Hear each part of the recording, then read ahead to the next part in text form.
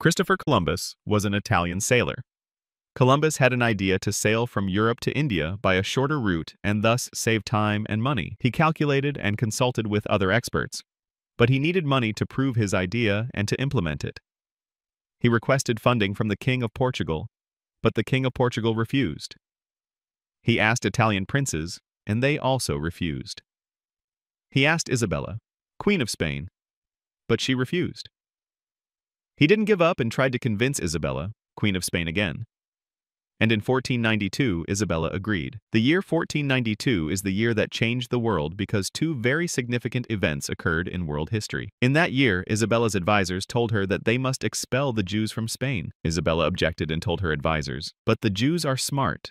They are good at trade and business. They drive our economy. Why expel them? They contribute so much to the strength of our empire." The advisors told her, "All that is true, but we must promote Christianity and the Jews are creating unrest here. You must expel them." She had no choice, and she signed an edict ordering the expulsion of all Jews from Spain. Hundreds of thousands of Jews were forced to leave Spain with nothing. The Jews who remained in Spain were forced to convert to Christianity, and their fate was bitter and cruel. The Jews who left Spain wandered on roads and were welcomed in the Turkish Ottoman Empire. The Turkish Sultan said, "What a fool Isabella, Queen of Spain, is. She brought me the Jews, the smartest people. She is making me rich and herself poor." And that's exactly what happened. The Jews flourished in the Turkish Empire. They became successful merchants, and the Turkish Empire prospered and grew, and the expulsion from Spain marked the beginning of the decline of the Spanish Empire. Fortunately for Isabella, that same year she signed with Columbus a contract that funded his journey to India and promised him to be the viceroy in the new territories that he would discover in India. The contract also promised Columbus 10%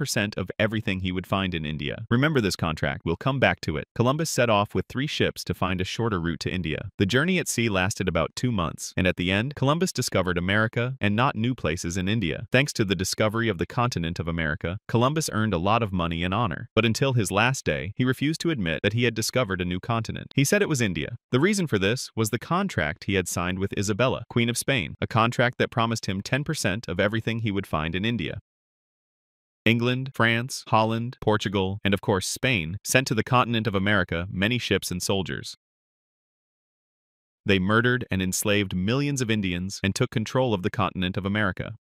European soldiers found themselves fighting far from their homes, sometimes against the Indians, and sometimes against other European armies. This process continued for hundreds of years, but already in the second half of the 16th century, a situation developed where it was possible to go from almost anywhere in the world to almost anywhere else in the world using ships, relatively easily.